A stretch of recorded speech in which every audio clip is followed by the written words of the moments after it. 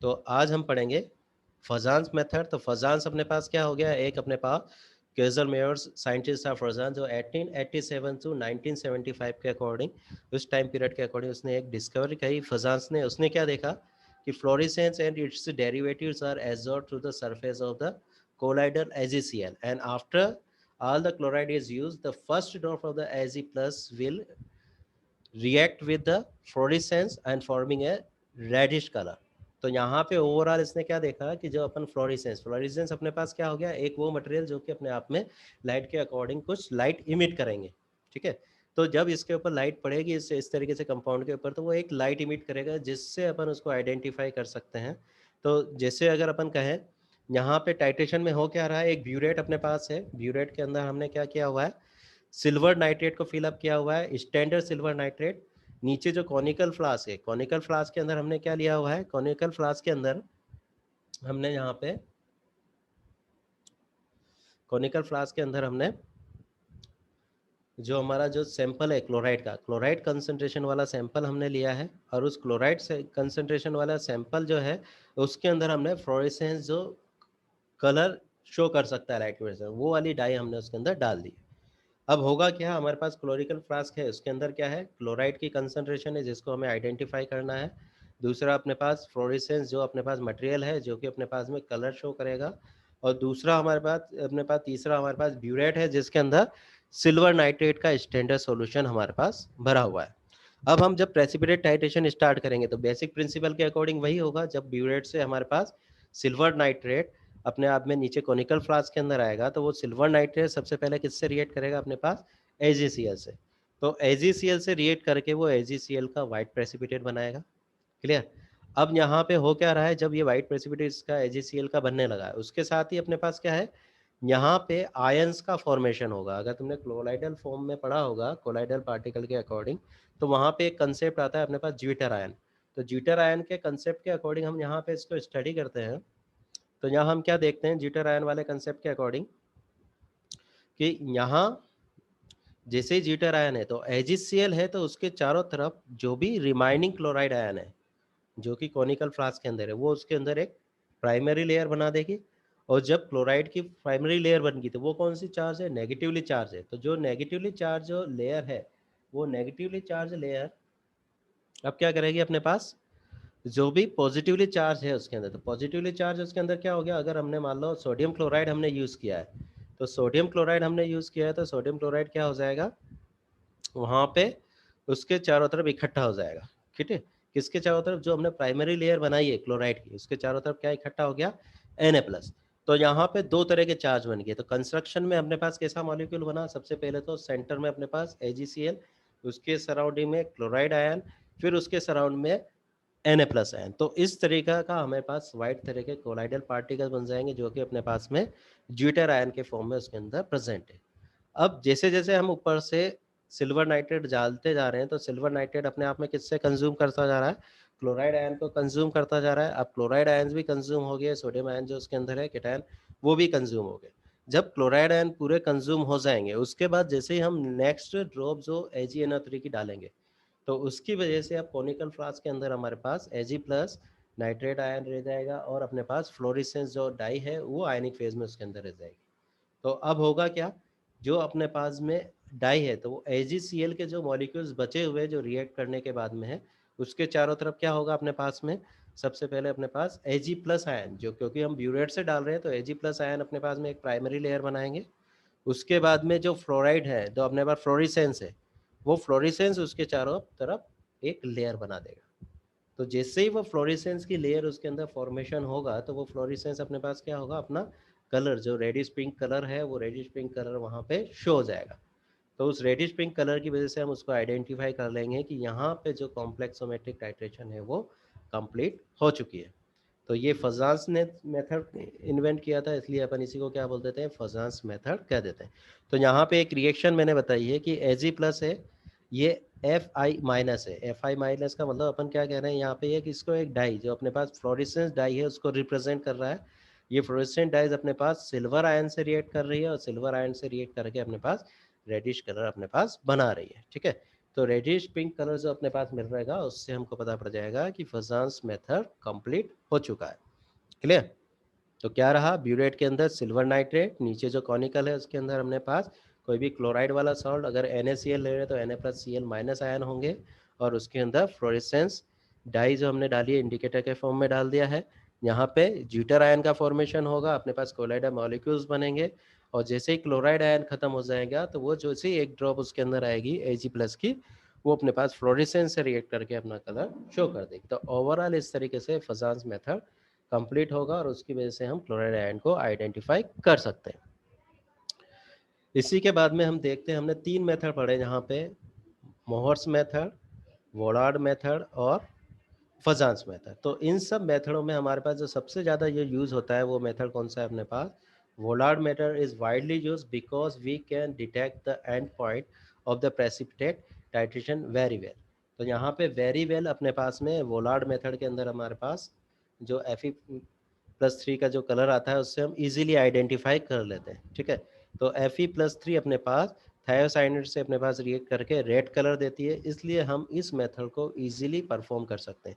दूसरी इंपॉर्टेंट चीज़ क्या है अपने आप में, जो सिल्वर है वो पहले ही अपन एक्सेस में यूज़ करते हैं, तो जो भी क्लोराइड आयन है वो पूरे उससे कंज्यूम हो जाते हैं। क्लियर? इसलिए हम वोलार्ड मेथड को नंबर 1 देंगे। ठीक है, इसके बाद नेक्स्ट हमारे पास आता है इसकी लिमिटेशन। तो प्रेसिपिटेट टाइट्रेशन के अंदर अगर हम लिमिटेशन के फॉर्म में देखें तो यहाँ हमें पता पड़ता है, a few numbers of the ions such as the halide ions can be treated by the precipitating method. तो यहाँ पे हम अगर टाइट्रेशन, वॉल्यूमेट्रिक टाइट्रेशन की बात करते हैं तो बहुत बड़ा वाइल्ड फील्ड हो गया, वाइल्ड फील्ड हो गया। मगर यहाँ पे प्रेसिपिटेशन के फॉर्म में अगर हम बात करें तो यहाँ पे काफ़ी छोटे अपन फॉर्म की बात करेंगे, यहाँ अपन क्लोराइड, ब्रोमाइड और आयोडाइड तक ही हम सीमित हैं। ठीक है, कुछ केस में हम थायोसाइनाइड या साइनाइड भी हम यूज ले लेते हैं, मगर यहाँ पे मेनली क्लोराइड, ब्रोमाइड और आयोडाइड के फॉर्म में। तो few numbers of ion such as halide ions, तो हम इसी की बात कर रहे हैं। क्रॉप प्रोसिपिटेशन में भी अकर्स, तो यहाँ पे कभी कभी जो प्रेसिपिटेशन हम कर रहे हैं प्रेसिपिटेशन टाइट्रेशन के अंदर, तो कभी कभी सेम कलर का ही कोई अगर इम्प्योरिटी है तो वो भी अपना पास में प्रेसिपिटेशन करके जो आयन है उसको कंज्यूम कर सकती है, जिसकी वजह से हमको स्यूडो रीडिंग प्राप्त होगी, और स्यूडो रीडिंग से भी हम क्या हो सकता है कि अपन यहाँ कंफ्यूज होकर उसकी कंसंट्रेशन में थोड़ा सा वेरिएशन कर सकते हैं। तो इसलिए जब भी को प्रेसिपिटेशन है तो उसके अंदर क्या क्या इम्प्योरिटीज़ है उसको आइडेंटिफाई करना ज़रूरी है, ताकि को प्रेसिपिटेशन की वजह से जो exact number of chloride ions है वी कैन फाइंड आउट। तो it is very difficult to detect the end point. तो एंड पॉइंट डिटेक्ट करना इसके अंदर थोड़ा मुश्किल है। क्यों मुश्किल है? क्योंकि यहाँ पे जो रिएक्शन है AgCl की, तो ये अपने आप में थोड़ी स्लो प्रोसेस की रिएक्शन है, टाइम कंज्यूमिंग, थोड़ा सा टाइम इसमें लगेगा। और उस टाइम पीरियड में हम थोड़ा सा टाइम की बात कर रहे हैं तो वो थोड़ा सा टाइम ही बहुत बड़ा होता है। ठीक है, और उसकी वजह से भी वेरिएशन वहाँ पे जनरेट हो जाता है एंड पॉइंट के अंदर। इसके बाद नेक्स्ट हमारे पास आता है लास्ट टॉपिक जो इसके अंदर है, वो अपने पास है एस्टिमेशन ऑफ सोडियम क्लोराइड। तो सोडियम क्लोराइड का एस्टिमेशन जो हम कर रहे हैं, तो यहाँ पे अपने पास 3 मेथड हमने देखे, हम चाहे तो तीनों मेथड को यहाँ पे कंसिडर कर सकते हैं। तो यहाँ पे सबसे पहले मैं यहाँ पे मेथड, वही मेथड है बस यहाँ पे उसको समझाना है। तो अपन क्या करें, titration is a process by which the concentration of an unknown substance in solution is determined by the adding the measure amount of a standard solution that react with the unknown. तो अगर यहाँ पे हम बात कर रहे हैं तो वापस एस्टिमेशन के अकॉर्डिंग वापस बेसिक से अपन समझते हैं। तो बेसिक से हम क्या कर रहे हैं कि एक चीज़ हमारे पास अननोन है और दूसरा नॉन है। तो नॉन के फॉर्म में हम करें तो Ag+ आयन हमारे पास नॉन है, जिसको हम क्या करें, सिल्वर आयन, जो कि हमारे पास प्रेसिपिटेटिंग एजेंट की तरह वर्क कर रहे हैं, प्रेसिपिटेटिंग रीएजेंट की तरह वर्क कर रहा है। ठीक है, और अननोन के फॉर्म में हम कह रहे हैं तो यहाँ पे क्लोराइड आयन है।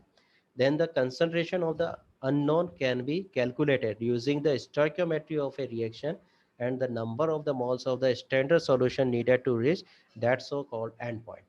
तो यहाँ पे ओवरऑल हमारे पास क्या हो रहा है, Ag+ और Cl- की हम रिएक्शन करा रहे हैं, तो ये आयनिक रिएक्शन हो रही है।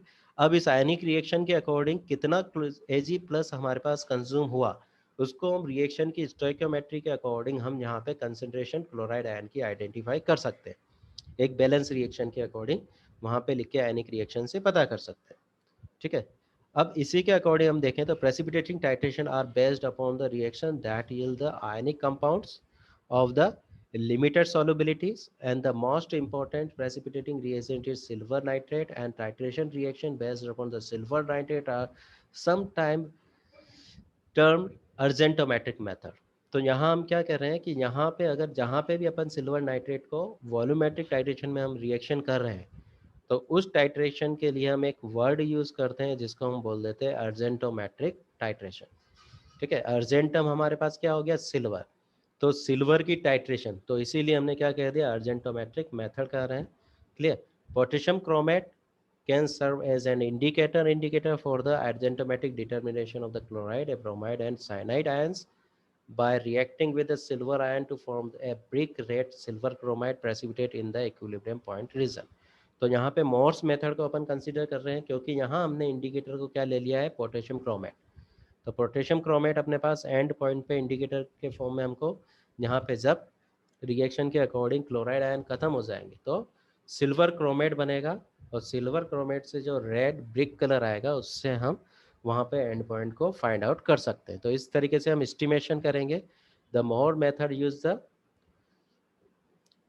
chromate ions as an indicator in the titration of the chloride ion, which is a silver standard solution after all the chloride ion has been precipitated as the white silver chloride. The first excess of the titration result in the formation of the silver chromate precipitate which signals at the end point। तो जैसा कि मैंने अभी अभी थोड़ी देर पहले बताया कि यहाँ पे जो अपने पास पोटेशियम क्रोमेट है, ठीक है, वो अपने आप में क्या हो गया, एंड पॉइंट आएगा। तो यहाँ पे क्लोराइड आयन जो अपने पास खत्म हो गए, उसके बाद में अब रिएक्शन सिल्वर आयन की किससे हो रही है, अपने पास क्रोमेट आयन से। और यहाँ पे जो ब्रिक रेड कलर आ रहा है वो अपने पास में एक सिंगल के फॉर्म में आपको पता पड़ जाएगा कि रिएक्शन कंप्लीट हो चुकी है। तो ये अपने आप में एक मोर मेथड हो गया।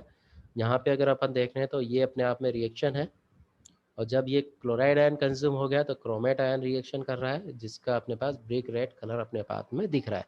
By the knowing the stoichiometry and molar consumed at the end point, the amount of the chloride in the unknown sample can be determined, and this report the described experiment aimed at the determination the concentration of the chloride in a solid sample। तो अपने पास क्या हो रहा है, जब अपने आप में रिएक्शन कंप्लीट होगी, एंड पॉइंट आ गया, तो हम क्या करेंगे, यहाँ से अपने पास एंड पॉइंट आया है एक ड्रॉप पे, तो इससे पहले अपने आप में ये रिएक्शन कंप्लीट हो चुकी है, Ag प्लस क्लोराइड आयन से रिएक्ट कर चुके हैं, इसकी ये बैलेंस रिएक्शन है। तो इस बैलेंस रिएक्शन में अगर अपने पास ओवरऑल अगर अपन कंसंट्रेशन के अकॉर्डिंग अगर इसकी कंसंट्रेशन को से अगर निकालना चाहें, अगर मान लो ये x मोल पर लीटर में कंसंट्रेशन के अकॉर्डिंग आयन अपने पास आए, तो इसकी जो मोल कंसंट्रेशन हम लिखा लेंगे, अगर x मोल है तो क्लोराइड के भी x मोल ही अपने पास रिएक्ट किए होंगे।